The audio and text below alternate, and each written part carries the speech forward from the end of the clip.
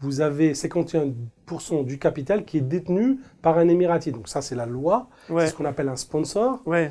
Mais ça implique quoi en fait derrière? Ça veut dire que... Oui, c'est une très bonne question. En réalité, le sponsor Emirati, sur le papier, a 51%. Cela dit, il ne va pas investir 51% dans le capital. C'est plutôt une obligation légale. L'Emirati va attendre une rémunération annuelle et il ne va donc pas investir, mais attendre un salaire qui peut se monter aux alentours de 15 000 dirhams à plus, donc environ 4 000 euros.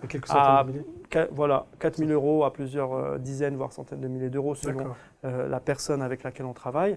L'Emirati donc est la personne nécessaire pour ouvrir une société dans le mainland. Il faut savoir que nos contacts émiratis sont des personnes qui aussi nous demandent de garantir le sérieux des entreprises qu'on leur apporte, parce qu'ils ont quand même une responsabilité à 51%, donc majoritaire sur la société. C'est-à-dire qu'en cas de, on va dire, enfin pas en cas de pépin, mais en cas de souci majeur ou de problème, ils ont une responsabilité juridique parce que les 51%. Exactement. D'accord, donc c'est un risque. Donc voilà, en signant, ils engagent leur responsabilité avec tout ce que cela indique, donc pour le meilleur et pour le pire. Donc ces sponsors, ça c'est un service que vous proposez en l'occurrence. Vous êtes capable, vous avez la capacité de trouver un sponsor, une personne, un Émirati, qui va pouvoir jouer le rôle de sponsor auprès d'un expatrié pour la création d'une entreprise mainland. Effectivement, ça fait partie de nos services. Tout à fait.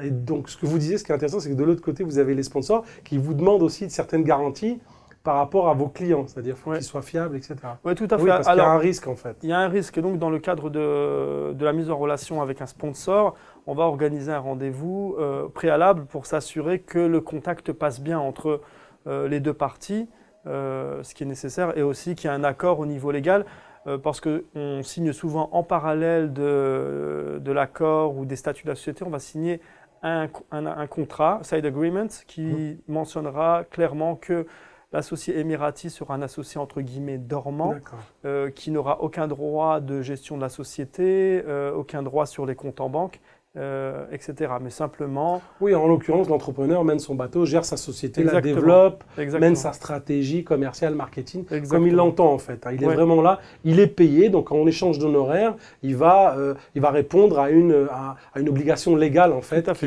qui sont les 51%. Ok, juste pour revenir sur la free zone, donc là vous aviez dit 51%, 49%.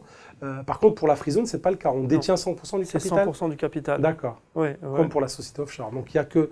Alors peut-être des exemples de sociétés mainland, c'est quel type d'activité justement? C'est quoi par exemple? On peut se poser la question, alors pourquoi ouvrir en mainland alors qu'on a la free zone?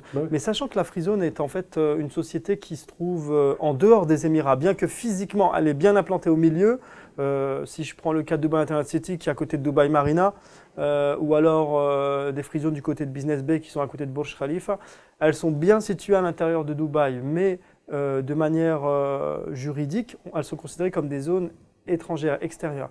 Donc si on veut, par exemple, ouvrir un magasin à Dubai Mall ou sur le bord de la plage à Jumeirah Beach Residences, dans ce cas-là, il faudra forcément ouvrir une société dans Dubai Mainland, donc une LLC ou une licence de professionnel, à cause de la situation géographique. C'est un des exemples. On peut avoir d'autres cas dans le cas de sociétés qui font de l'import-export ou de la distribution de produits. Voilà. Il y a des avantages et des inconvénients à être dans le mainland.